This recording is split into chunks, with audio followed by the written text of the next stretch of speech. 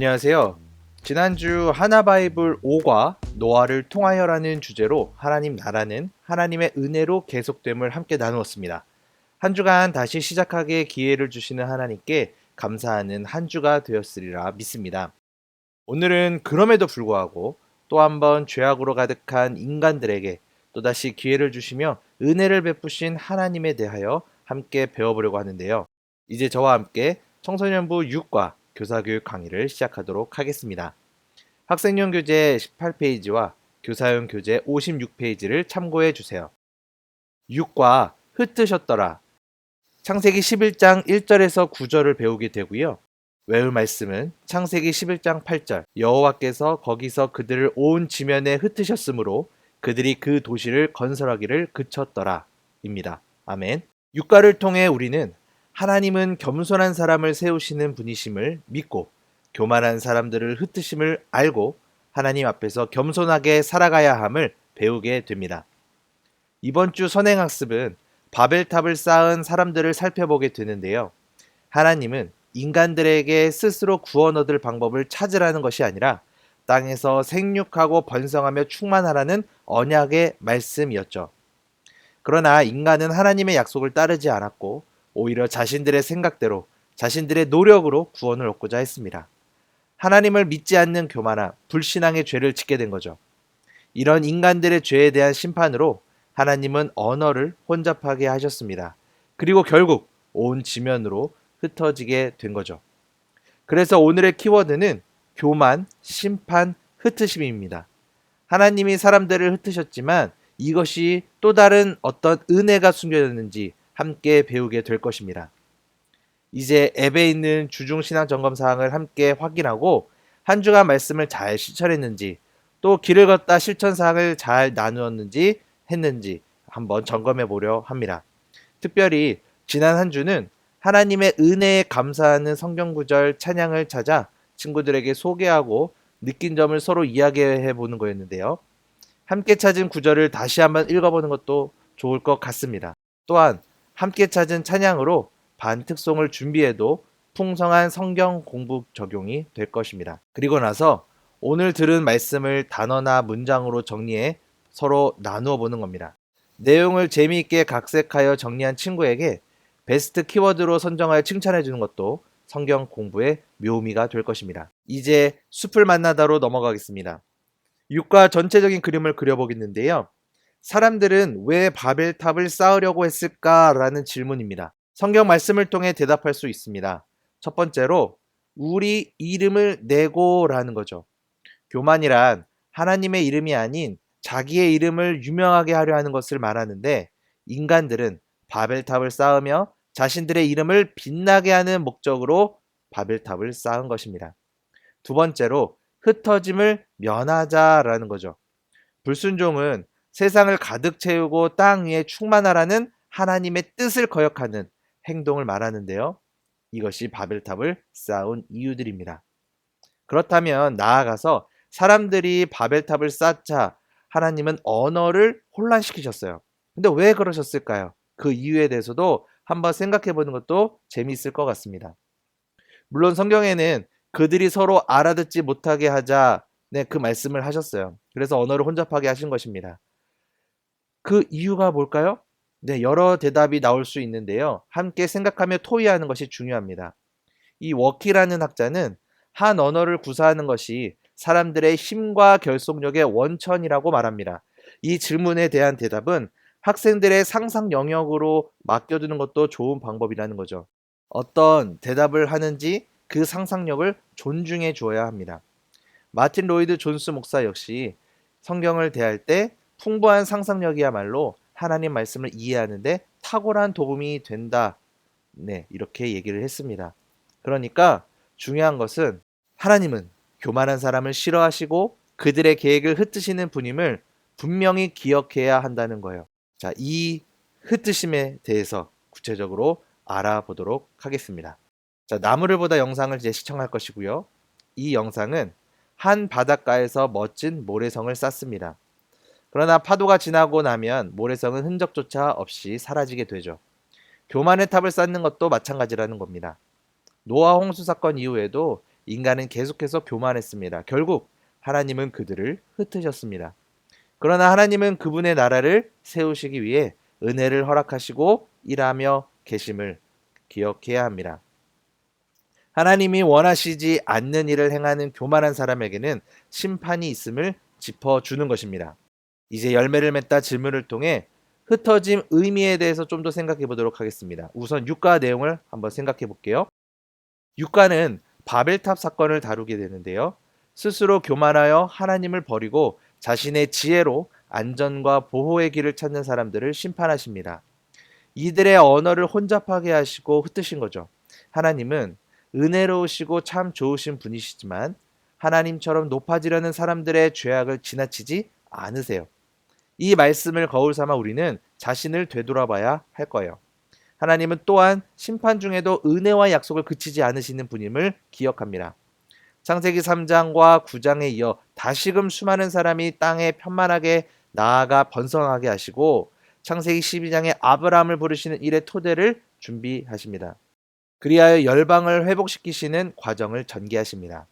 이처럼 하나님은 심판 가운데서도 하나님 나라의 계획을 차질 없이 진행하시며 인간의 죄악이나 방해가 걸림돌이 되지 않게 하신다는 거죠.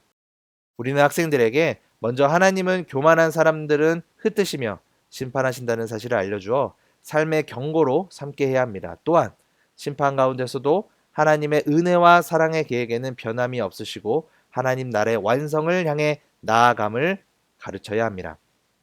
자, 첫 번째 질문입니다. 하나님은 바벨탑을 쌓고 있는 사람들을 왜 흩으셨을까요? 그쵸? 사람들은 바벨탑을 높이 쌓아 하늘에 닿으려고 했어요. 하나님만큼 높아지려는 사람의 욕심이자 교만인 거죠. 하나님의 이름을 높이며 살아야 하는데 탑을 쌓아 자신의 이름을 높이려 했던 거죠. 결국 사람의 불순종과 교만 때문에 사람들을 흩으셨습니다. 인간의 노력으로 구원의 길을 개척하는 것은 있을 수 없는 일입니다. 하나님은 교만한 사람을 대적한다는 것을 꼭 기억할 수 있도록 지도해 주시면 좋겠습니다. 두 번째 질문입니다. 자기 이름을 내기 위해 바벨탑을 쌓고 있는 사람들을 볼 때 어떤 생각이 드나요? 세상의 관점으로 생각할 때 부럽고 멋질 수 있습니다. 나도 저 사람처럼 유명해지고 싶다 이런 생각할 수도 있죠. 그런데 하나님 없이 높아질 때 하나님이 흩으신다는 사실을 잊지 말아야 합니다. 세상에는 아직도 자신을 높이기 위해 하나님 없이 자신만의 바벨탑을 쌓는 사람이 있어요. 많아요. 우리는 그들을 볼 때 불쌍히 여기고 자신이 아닌 하나님을 높이는 삶을 살 수 있도록 기도해 주어야 해요. 그리고 늘 깨어서 하나님만을 높이는 삶을 사겠다고 나 자신 스스로가 결단해야 할 것입니다. 두 번째 질문을 염두해서 이어서 세 번째 질문을 함께 살펴보아야 할 것입니다. 왜냐하면 내 생각에는 좋은 일이라 판단하고 열심히 했지만 뒤돌아보니 하나님이 원하지 않으시는 일이라고 생각한 경험이 있을 수 있고 그것을 함께 나누면서 하나님 없이 또 하는 것에 대해서 함께 또 얘기를 나눌 수 있기 때문이죠. 어쩌면 이렇게 생각하는 사람들이 많아요. 이건 내 이름을 내기 위해서가 아닙니다. 이것을 통해 하나님께 영광 올려드리려고 하는 것입니다. 라고 말하며 생각하는 사람들 말이죠. 사람의 생각으로는 좋은 듯 보이지만 때로는 하나님이 원하지 않으시는 일도 있다는 겁니다. 예를 들어 주일에 예배드리지 않고 학원에 간다든지 다른 사람의 옳지 않은 행동을 남들도 다 하니까 하면서 대수롭지 않게 똑같이 하는 경우가 그렇습니다. 그런데 아무리 괜찮다고 하고 남들이 다 한다고 해도 그것이 하나님이 원하시지 않는 일이라면 우리는 과감히 포기할 수 있어야 합니다. 그렇지 않으면 결국 하나님의 징계와 책망이 따른다는 거예요. 결국 무엇을 생각하고 행동할 때 늘 기억해야 하는 것은 하나님이 원하시는 것과 내가 원하는 것을 하나님의 이름을 빌려 행하고 있지는 않는지 점검해야 한다는 겁니다.